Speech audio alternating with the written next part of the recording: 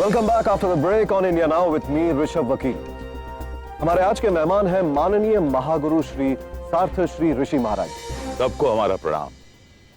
एक ऐसे गॉडमैन जिनकी इस देश में लाखों करोड़ों की फॉलोइंग है और इनके भक्त इनके लिए अपनी जान तक देने को राजी, क्योंकि इन्हें अपने इस महागुरु की असलियत के बारे में पता नहीं। असलियत? कैसी असलियत? गुरुजी, आज से 10 साल पहले फरीदाबाद के होटल रीगल में जो हुआ था, आप बताना चाहेंगे अपने भक्तों को? ये आप किस बारे में? कोई बात नहीं, मैं याद दिला दे। Faridabad Regal hotel, room number 342। क्या किया था आपने उस लड़की के साथ? दोस्तों, हम आपको यह बता दें कि हम उस लड़की की इज्जत करते हैं, इसलिए खुलेआम टीवी पर उसका नाम नहीं लेंगे। लेकिन यह मत सोचिएगा कि हमें उसके बारे में नहीं पता। ये आप क्या कह रहे हैं? मेरे कुछ समझ में नहीं आ रहा। कोई नहीं गुरुजी, अब चलिए इस समस्या का समाधान हम कर देते हैं। हम आपके भक्तों को उस घटना के बारे में खुलकर बताते हैं। दर्शकों, आज से तकरीबन 10 साल पहले फरीदाबाद के एक बड़े ही गुमनाम होटल रीगल के रूम नंबर 342 में आपके परम पूज्य गुरुजी एक लड़की के साथ एक ही कमरे में पाए गए। इन्होंने उस लड़की के साथ जबरदस्ती करने की कोशिश की। वो बात अलग है कि ऐन मौके पर वो वहां से भाग गए और उस केस को वहीं रफा दफा कर दिया गया। यह है आपके गुरुजी की असलियत, भगवान के भेष में शैतान।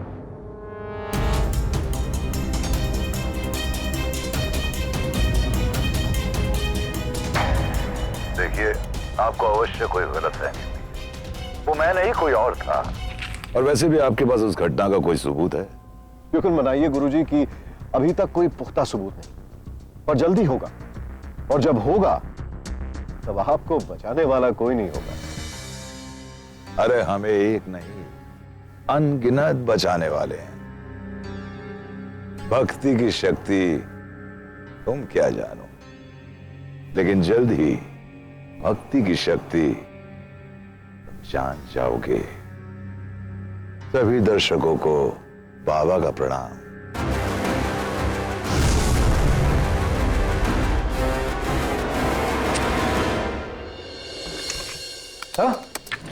हाँ, गुरु के इंटरव्यूज की रेटिंग्स आसमान छू रही है।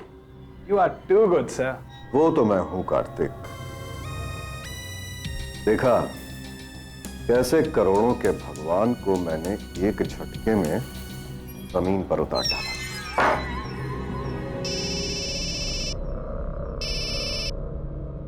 हेलो, कौन? ओहो, महागुरु जी, नमस्कार नमस्कार। कहिए, क्या सेवा करूं? जी, क्यों? ठीक है, हम आ जाएंगे। जी, धन्यवाद। कार्तिक। Yes sir. वो चाहते हैं मैं उनसे मिलने जाऊं, उनके आश्रम आज।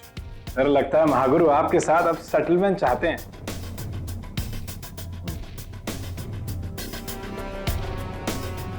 पैसा, हर मर्ज की दवा पैसा। माने हानि माने। गाइस, आप लोगों में से किसी को पता है कि गुरुजी ने हम सबको यहाँ क्यों बुलाया? No idea. कोई बहुत जरूरी काम ही होगा, वरना हम चारों को यहाँ एक साथ आश्रम में बुलाना तो। बंधुओं, आप सब लोगों का स्वागत है। भक्तजनों, बस थोड़ी प्रतीक्षा और गुरुजी आपको दर्शन देने आने ही वाले। मृत्युंजय, गुरुजी से कहो कि हम आए हैं। तुम्हारी हिम्मत कैसे हुई यहाँ आने की? अरे गुरुजी पर कीचड़ उछालने के बाद भी तुम। Relax guys, chill. आपके गुरुजी ने ही हमें यहां पे बुलवाया है। What?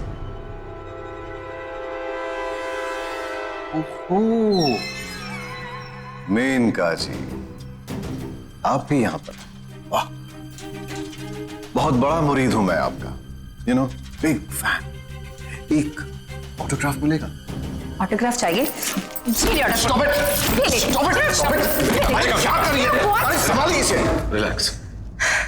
This is not the way to treat a top journalist. अपनी रेटिंग्स बढ़ाने के लिए हमारे गुरुजी का मजाक उड़ाया तूने।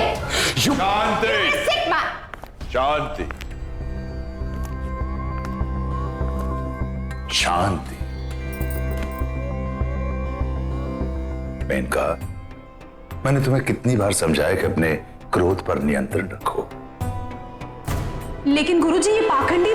शांति। ऋषभ, तुम अंदर हमारे कक्ष में हमारी प्रतीक्षा करो। मृत्युंजय, ऋषभ को ले जाओ। शुक्र है कि आज मेरे साथ मेरा कैमरामैन नहीं आया, वरना शाम की न्यूज में तुम्हारा ब्रेकिंग न्यूज छाप देता। Oh yeah? Go. Try. Whatever.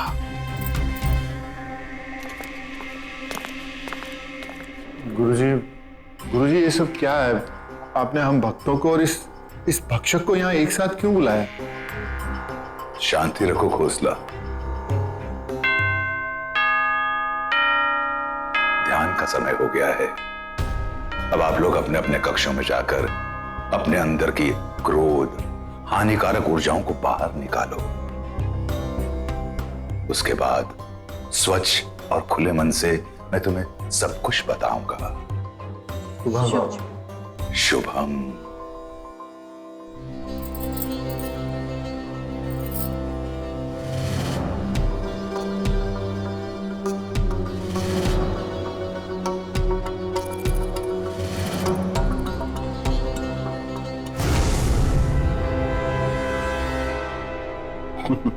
अरे कार्तिक, उसको गुस्सा आता है तो और भी अच्छी बात है ना।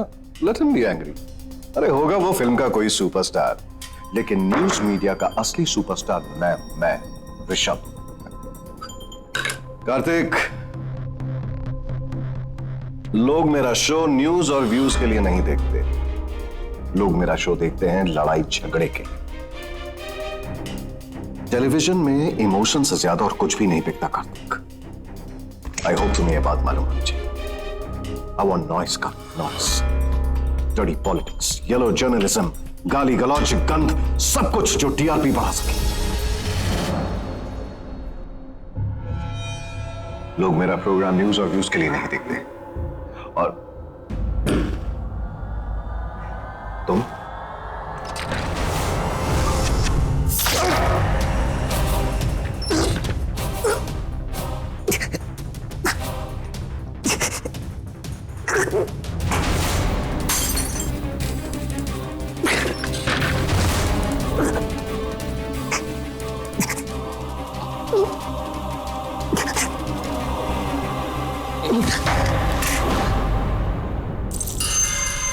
Rishabh sir, are you okay? Hello hello. कल हमारी देश की मीडिया का सबसे काला दिन था। हमारी प्रेरणा, इस चैनल के फाउंडर द ग्रेट ऋषभ वकील की हत्या कर दी गई। स्वामी सार्थश्री के नोएडा वाले आश्रम में कौन है इस साजिश के पीछे? क्यों किया गया यह खून? इंडिया जानना चाहती। बेचारा ऋषभ वकील जीते जी जितनी रेटिंग उसके चैनल को देता था, जाते जाते उन्हीं रेटिंग्स को और बढ़ा दिया। This is crazy Raghav. Rishabh वकील कोई मामूली जर्नलिस्ट नहीं था, न्यूज मीडिया का स्टार था। उसकी मौत से बहुत बड़ी कंट्रोवर्सी क्रिएट हो गई है। यू सी, अब पुलिस के लिए लाखों मुश्किलें खड़ी होने वाली हैं। अरे बात सुनिए, एक सेकंड बात सुनिए। ठीक है सर, आप हमें इस तरह से रोक नहीं सकते। हमें कमिश्नर से मिलना है। ऋषभ जी का खून किसने किया है? सर ये मीडिया का नहीं, देश का सवाल है सर। सर क्या ये स्वामी जी और ऋषभ जी के इंटरव्यू की वजह से हुआ है सर? सर किसे अरेस्ट किया आपने सर? सर इस तरह से आप जा नहीं सकते, आपको जवाब देना होगा सर। राठौर देखो, ऋषभ जी को किसने मारा? राठौर सबको बाहर निकालो, वरना सबको जेल में डाल दूंगा मैं। जी सर। हेलो जी सर। सर इस केस में हमें कोई ब्रेक थ्रू नहीं मिल पाया सर। जी हाँ सर। सर स्वामी जी से बातचीत चल रही है सर। जी sir. Okay sir. Sir one photo sir. Sir आप वहाँ थे ना सर आपने देखा होगा क्या हुआ था। सर आप थे ना वहाँ पर। प्लीज बताइए सर आपको बताना पड़ेगा सर। Robbie sir. रॉबी जी आप? जी हाँ, मैं आपको ये बताने आया हूँ कि ऋषभ वकील को मैंने मारा है। आपने मारा है? जी सर बताइए। सर मैं आप सबको बताना चाहता हूँ कि ऋषभ वकील का कत्ल मैंने किया है। सर ऐसा क्यों किया सर? क्योंकि उसने हमारे गुरु की बहुत बेइज्जती की थी और वो मैं बर्दाश्त नहीं कर पाया। सर एक मिनट आइए सर, देखिए टेलीविजन में क्या आ रहा है।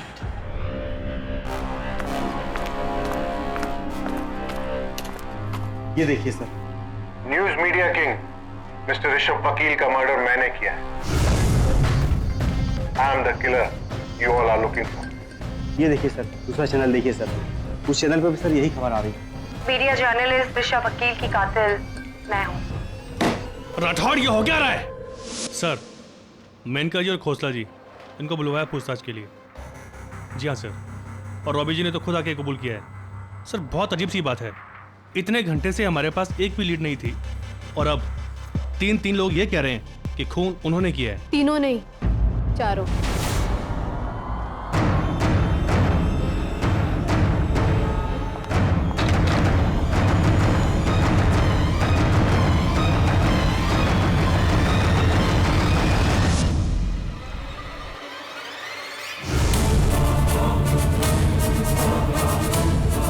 देवयानी जी आप प्लीज, अब आप ये मत कहना कि खून आपने किया। ये सब झूठ बोल रहे हैं। ऋषभ वकील का मर्डर मैंने किया।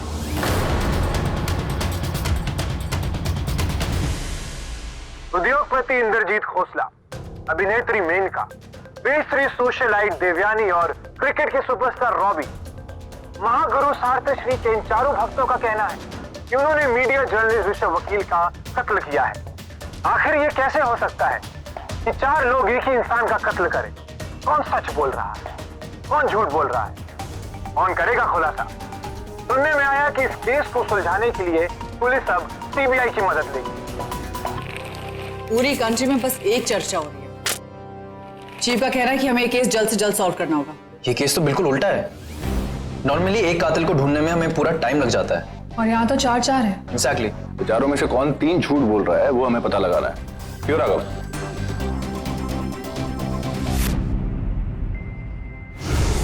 यही है गुरुजी का कार्य, जहां पे उन्होंने ऋषभ को अकेले प्रतीक्षा करने के लिए रोका।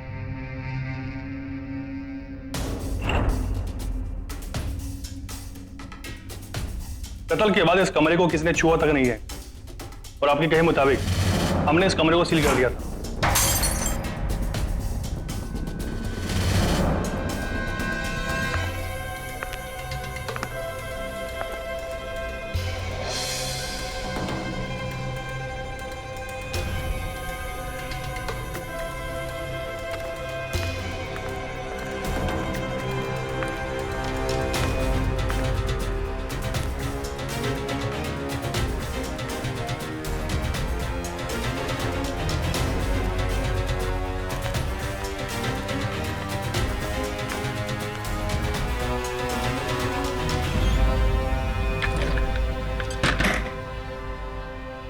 अजबीर, यहाँ आके बैठ।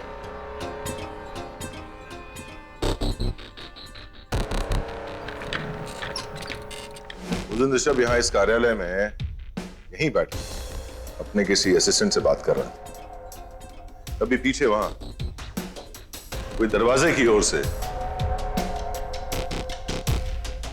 छुप करके आया और उसने यहाँ इस टेबल से एक कटर उठाया और दबे पांव आकर ये कटर लेकर उसने ऋषभ के यहां गर्दन पर वार।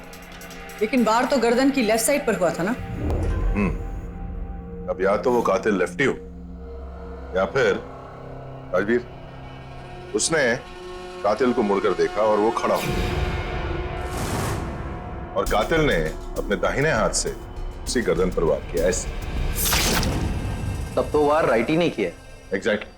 वार होते ही ऋषभ लड़खड़ाकर गिरने लगा और उसके हाथ से ये फोन छूट गया और वो छटपटाते हुए इस कुर्सी पे गिरा और उसी छटपटाहट में उसके हाथ से पानी के गिलास भी टूटे और लड़खड़ाते हुए यहां आके उसने दम तोड़ा। चलो डन, चारों खूनियों से मिलते हैं।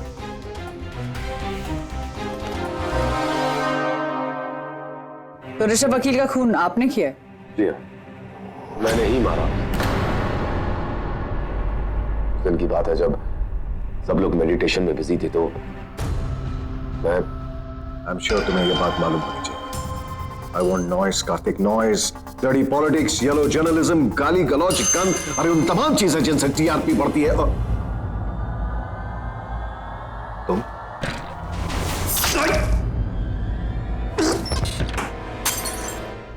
लाइज और लाइज, कहानी सेम है। रॉबी को उसने नहीं, मैंने मारा है। उस दिन I want noise, Karthik, noise.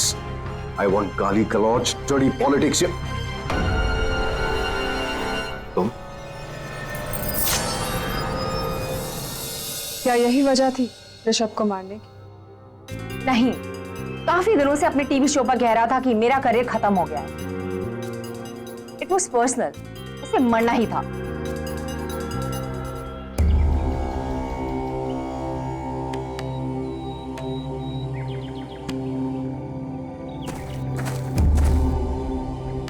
सुना गुरुजी आपने? आपके चारों भक्त क्या कह रहे हैं कि ऋषभ का खून उन्होंने किया। अब ये कैसे संभव है? मारा तो एक ही नहीं होगा ना?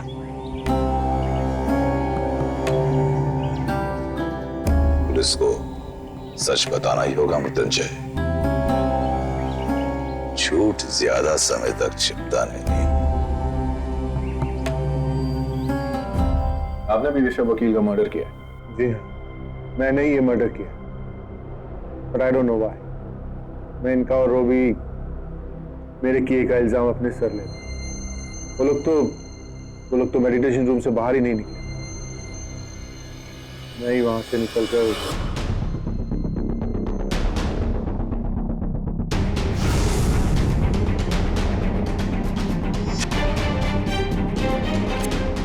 I want noise, Karthik, noise. Dirty politics, गाली गलौज, येलो जर्नलिज्म, गंध, जिन सब चीजों से टीआरपी बढ़ती है।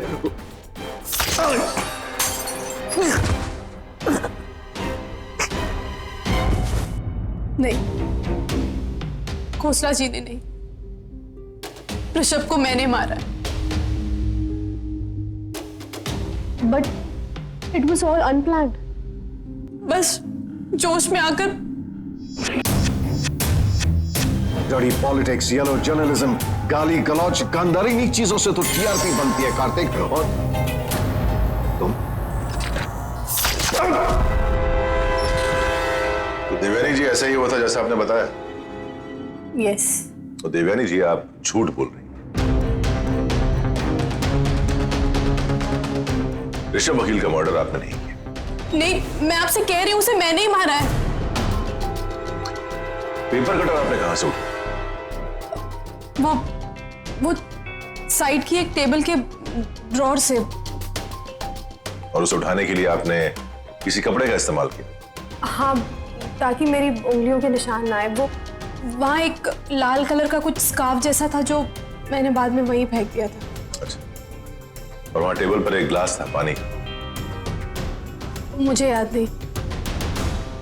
देवानी जी, एक, पुलिस को उस कमरे से कोई भी काला नीला पीला कपड़ा नहीं मिला है।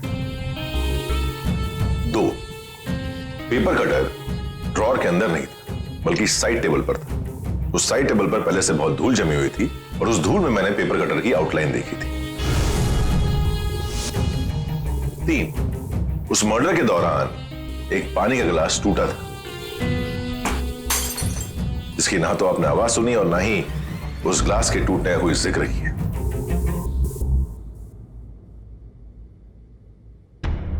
मिस्टर खोसला, आपने ऋषभ की गर्दन पर पेपर कटर अपने कौन से हाथ से मारा था? ऑफ कोर्स अपने लेफ्ट हैंड से, लेफ्टी हूं। तब तो खोसला जी, आई एम सॉरी, आपने मर्डर नहीं किया। ये कैसे कह सकते हैं आप?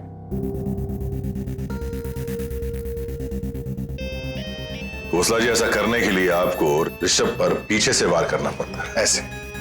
लेकिन तब ऋषभ की कुर्सी घूमी हुई थी और वो अपने हमलावर को देख सकता था। फेस कर रहा था उसे। वो घाव ऋषभ की गर्दन की लेफ्ट की ओर हुआ था, जो कि लेफ्ट हैंड से करना नेचुरल नहीं। आप झूठ बोल रहे हैं खोसला जी, सरासर झूठ। मैं कह रही हूं ना कि ऋषभ वकील को मैंने ही मारा है, और आप ये कैसे कह सकते हैं? मेनका जी, आपने बताया कि जब आपने उस पर हमला किया तब ऋषभ का कॉल कट हो चुका था, मतलब कॉल खत्म हो चुका था, राइट? हाँ। गलत, क्योंकि ऋषभ फोन पर ही था। Rishabh sir, are you okay? Hello hello. दूसरी ओर उसके असिस्टेंट कार्तिक ने ऋषभ का मर्डर होते हुए सुना था।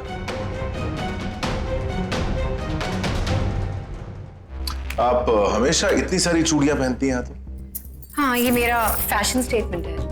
हाँ, तो उस दिन जब आपने ऋषभ पर हमला किया उस दिन भी चूड़ियां पहनी होंगी? हाँ।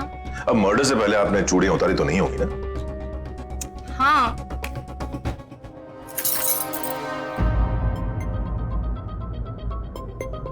What is this? तो जब आपने ऋषभ पर हमला किया होगा इन्हीं हाथों से, आपकी ये चूड़ियां बहुत खनकी होंगी। लेकिन कार्तिक ने हमें बताया कि उसने फोन पर चूड़ियों की एक भी आवाज नहीं सुनी, मतलब कातिल आप नहीं, बिना चूड़ियों वाला कोई और था। और आपने ये पेपर कटर कहां से उठाया? टेबल के अंदर से, ड्रॉअर से।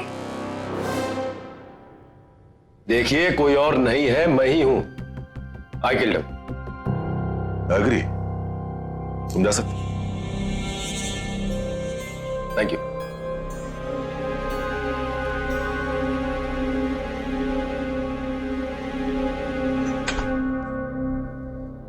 रॉबी सर अंदर आएंगे प्लीज वापस? जरा 1 मिनट अंदर आओगे प्लीज? रॉबी, आप बैट्समैन है ना? तुम्हारी बैटिंग की सबसे अच्छी खासियत क्या है, सबसे अच्छी बात क्या है? I don't know, maybe textbook stroke. I think तुम्हारा follow through, you know, perfect follow through,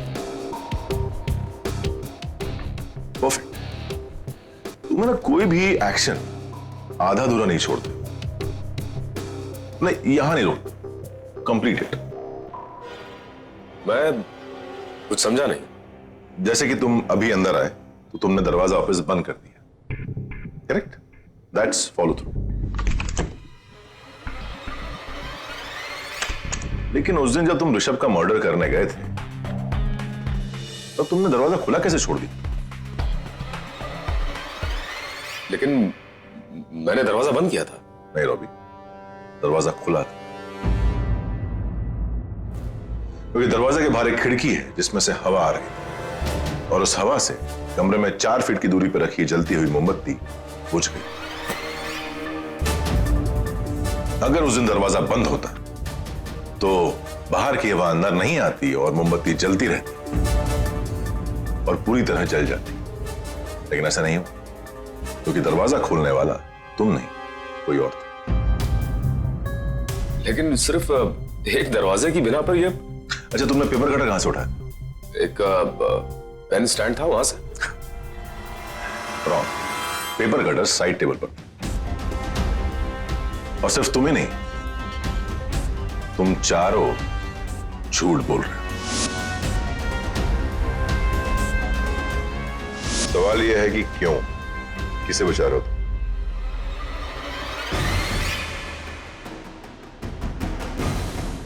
Rishabh,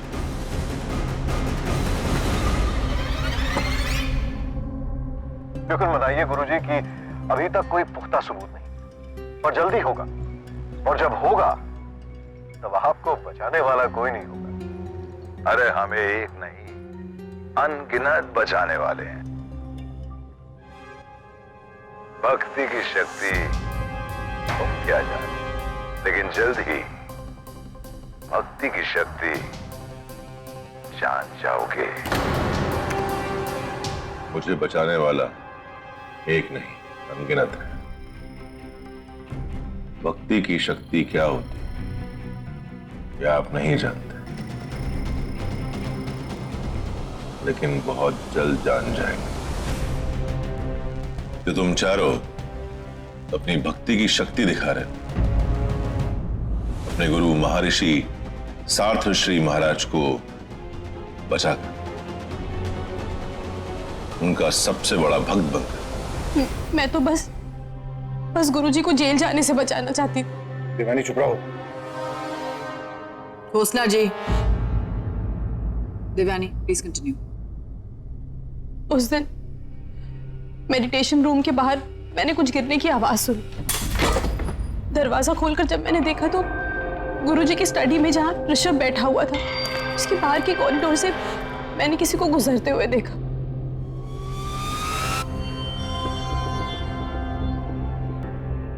और मुझे यकीन हो गया कि गुरुजी ने ऋषभ को मारा है और उन्हें बचाने के लिए ऋषभ के मर्डर का इल्जाम मैंने अपने सर पर ले लिया।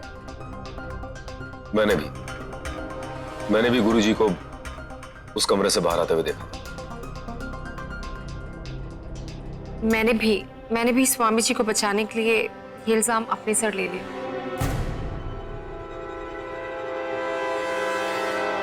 खोसला जी, आपकी थ्योरी अलग है कि? नहीं, यही है और इसमें कुछ गलत भी नहीं है। हर माँ बाप अपने बच्चे को बचाने के लिए उनका इल्जाम अपने सर पे ले लेते हैं। बस हम बच्चों ने भी अपने पिता समान गुरुजी को बचाने के लिए ये सब किया, बस। तो ऋषभ वकील का कातिल महर्षि सातश्री है।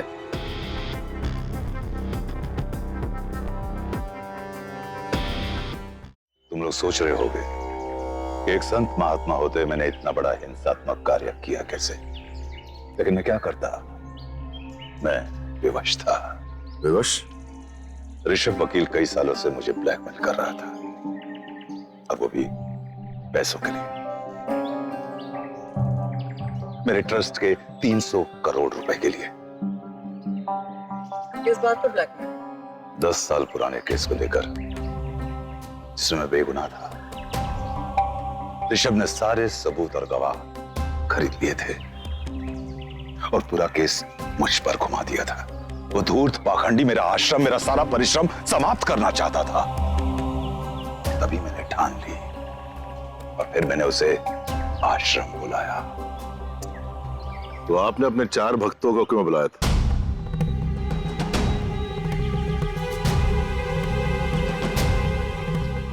अपने नए आश्रम की स्थापना के लिए जो दान और प्रचार चाहिए था, उसके लिए। तो फिर आपने ऋषभ को कैसे मारा?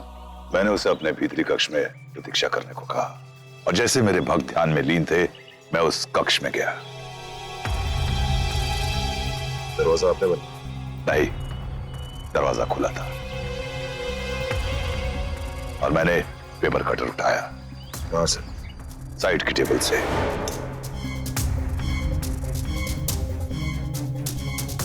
और तब ऋषभ को एहसास हुआ कि मैं उस कक्ष में हूं, और जैसे ही वो मुड़ा, मैंने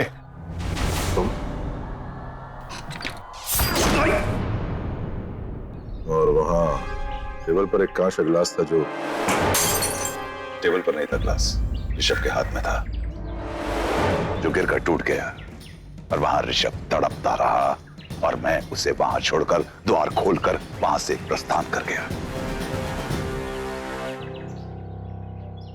आप लोगों को लगता कि मैं झूठ बोल रहा हूं?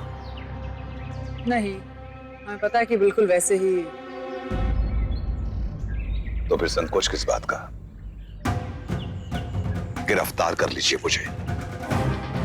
मुझे मेरे गुनाहों और अपराधों की कड़ी से कड़ी सजा मिलनी चाहिए।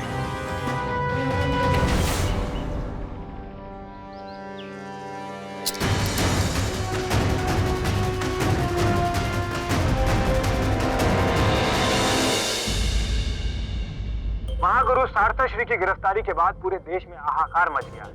जगह जगह उनके भक्तों और निंदकों के बीच मुठभेड़ हो रही है।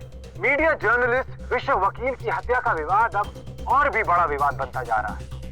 This is a shocking case. महर्षि ने इस पूरे मर्डर को प्लान किया था। I mean, अपने ही आश्रम में बुलाकर किसी को मारना। आई जस्ट डोंट गेट, इतना बड़ा आदमी ऐसी बेवकूफी क्यों करेगा?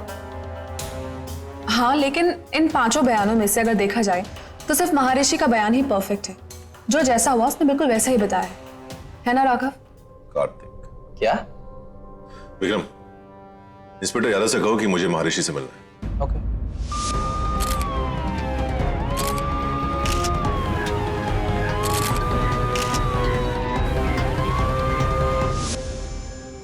आपको अभी भी संदेह है कि मैंने यह हत्या नहीं की?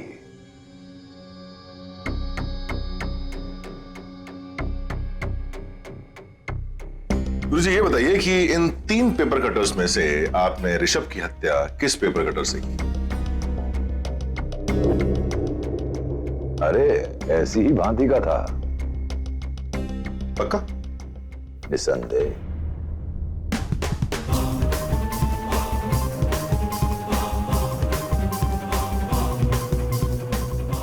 नहीं गुरुजी, ऋषभ की हत्या जिस पेपर कटर से हुई वो ये था।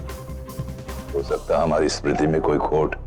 नहीं गुरुजी, आपको याद नहीं है क्योंकि आपने ऋषभ को मारा ही नहीं। झूठ बोलना आपकी फितरत में नहीं है गुरुजी, इसीलिए मैंने आपका चेहरा पहले ही पढ़ लिया था। और हाँ, मुझे आप पर संदेह तो तब से ही था जब ऋषभ के सहायक कार्तिक ने मुझे बताया कि उसने फोन पर ये सुना। तुम? इसमें संदेह की क्या बात है? देखिए गुरुजी, ऋषभ आपका कितना ही बड़ा दुश्मन क्यों ना, लेकिन वो हमेशा आपको आप कहकर बुलाता था। तब आपको बचाने वाला कोई नहीं। वो आपको तुम कहकर बुला सकता ही नहीं था। वो तुम कोई और था गुरुजी, जिसे आप बचा रहे हैं। और आपके चारों भक्त ये समझते हैं कि आपने ऋषभ को मारा क्योंकि उन्होंने आप ही के चोगे में किसी और को वहां से भागते हुए देखा। और सोचने वाली बात यह है कि इसी रंग और प्रकार का चोगा आपके अलावा आपका सहायक मृत्युंजय पहनता है। तो जिस तरह आपके भक्त आपको बचाने के लिए झूठ बोल रहे हैं, उसी तरह आप भी अपने भक्त, अपने सहायक मृत्युंजय को बचाने के लिए उसका इल्जाम अपने सर पर ले रहे हैं। क्यों गुरुजी? लगता है सत्य तुमसे छुपता नहीं। मैंने मृत्युंजय को उस दिन कक्ष के बाहर आते देखा था।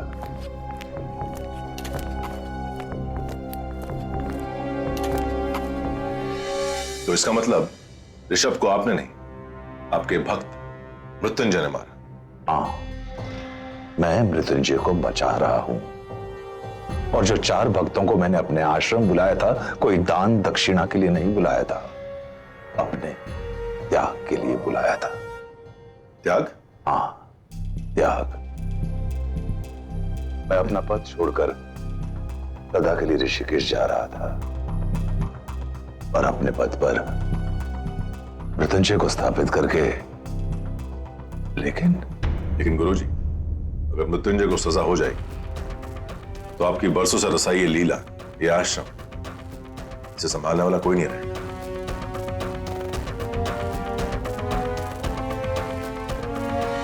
चल। अरे गुरुजी को धोखा हुआ है। मैंने कोई खून नहीं किया, मैं निर्दोष हूँ। अच्छा है, कोई तो है पहला आदमी जो ये कहता है उसने खून नहीं किया है। अरे अब होगी असली छानबीन। चल। अरे मेरी बात तो सुनिए। अरे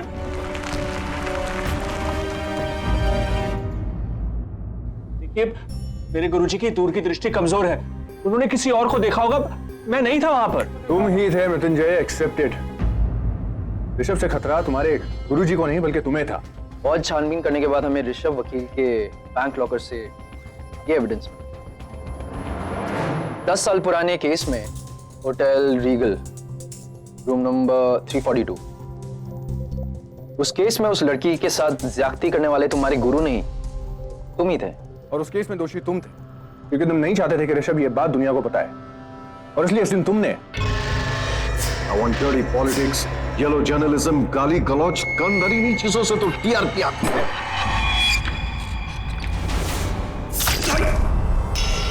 हाँ, वो लड़की वाली बात सच है, लेकिन मैंने ऋषभ को नहीं मारा।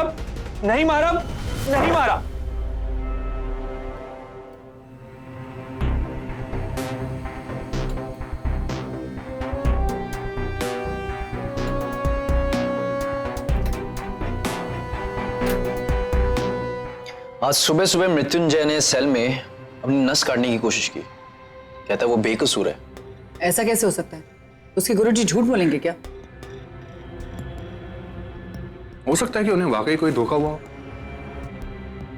मैंने पता लगाया है, उनकी नजरें थोड़ी कमजोर है। लेकिन अगर ऐसा है तो खूनी कौन हो सकता है?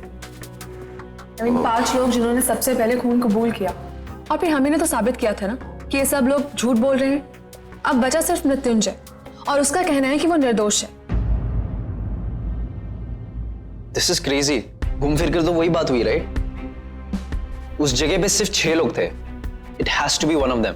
मतलब कि उन चारों में से कोई एक है जो सच बोल रहा था, और हमने उसके सच को झूठ साबित करके उसे बचा लिया।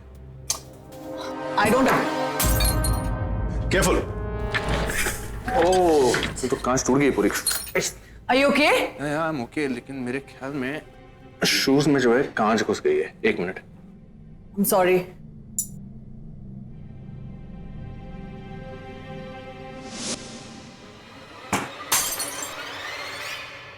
विक्रम, इंस्पेक्टर यादव से कहो कि मुझे मर्डर स्पॉट पर फिर से जाना है, और हाँ, उन सारे सस्पेक्ट्स को वहां फिर से बुलाओ। ओके।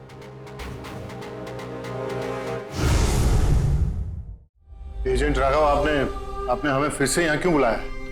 और दोबारा उन्हीं कपड़ों में? वाई? मुझे कहा गया था कि हम सीन रिक्रिएट कर रहे हैं, इसलिए सेम क्लॉथ एंड शूज। बिल्कुल, लेकिन मुझे आप लोगों के कपड़े नहीं, आप लोगों के जूते चाहिए।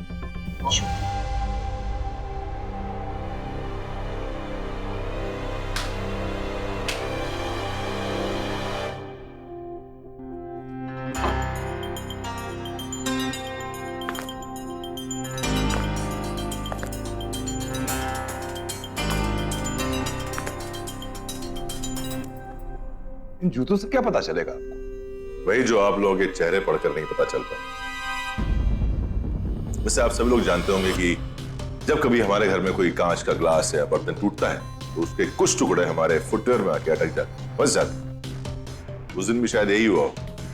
ऋषभ के हाथ से एक कांच का ग्लास गिरकर टूटा था, यहीं इसी कमरे में। ये वही कांच का ग्लास है। हमारी टीम ने बड़ी मेहनत से एक एक कांच के टुकड़े को दोबारा लगाकर ये ग्लास तैयार किया, लेकिन फिर भी इसमें से एक छोटा सा टुकड़ा मिस है। आई एम श्योर कि वो कांच का टुकड़ा उस इंसान के जूते के नीचे अटक गया हो जो उस दिन इस कमरे में मौजूद था, यानी ऋषभ के कातिल के जूते।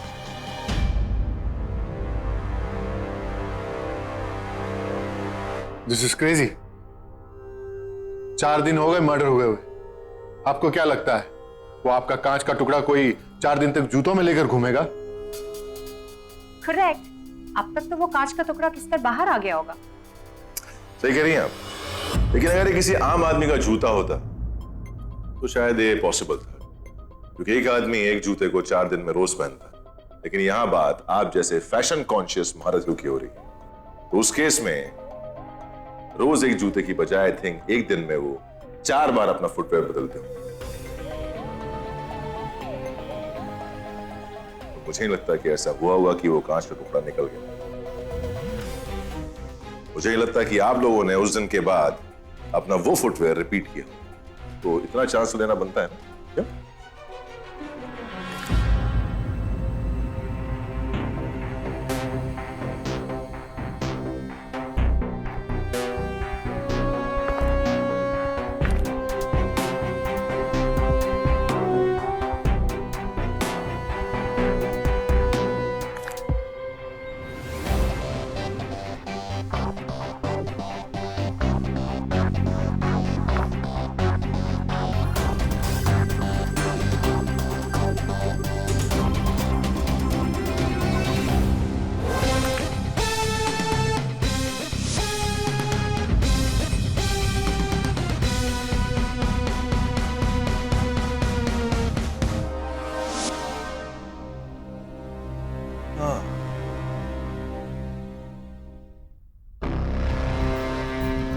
देवयानी जी, ये आपकी सैंडल।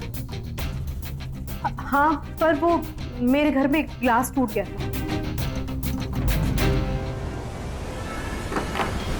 आप सच कह रही हैं गलत?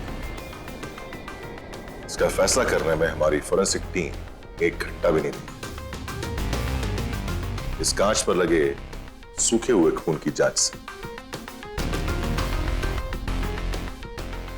आई एम श्योर ये उसी ग्लास का टुकड़ा है जो उस दिन इस कमरे में टूटा था।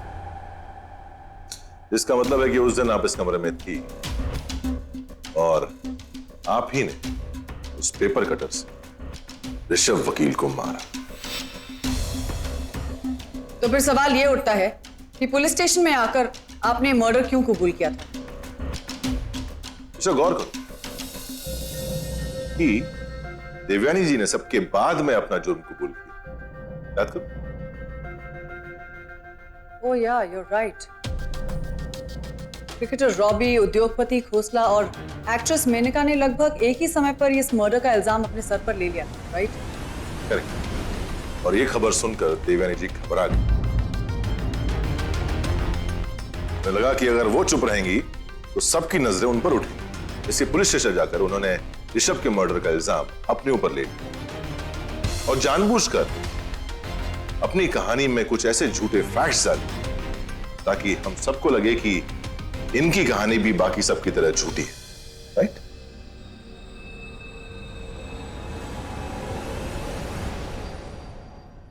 वजह क्या थी?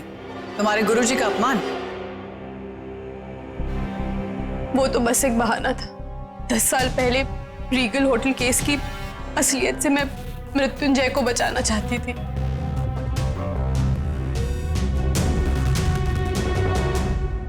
क्योंकि हम दोनों एक दूसरे को चाहते हैं। ओह, लव स्टोरी। मृत्युंजय इन सब के लिए तैयार नहीं था, लेकिन मैं उसे खोना नहीं चाहती थी। इसलिए उस दिन गुरुजी का चोगा पहनकर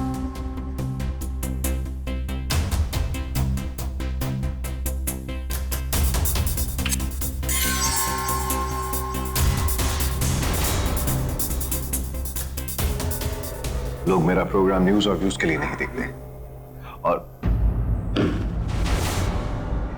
तुम ऐसे कैसे? मैंने ऋषभ को मार दिया, और जब मैंने देखा कि सबके सब उस जुर्म को अपने सर पर ले रहे हैं तो मैंने भी वही किया। अपने सच को झूठ बनाकर पेश किया। घबराए मत मैडम, इस बार आपके सच को हम सच ही समझेंगे। चलिए।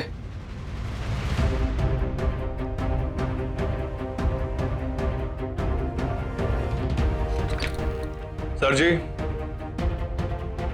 आप लोगों के होते हुए क्रिमिनल्स कैसे बच सकते हैं?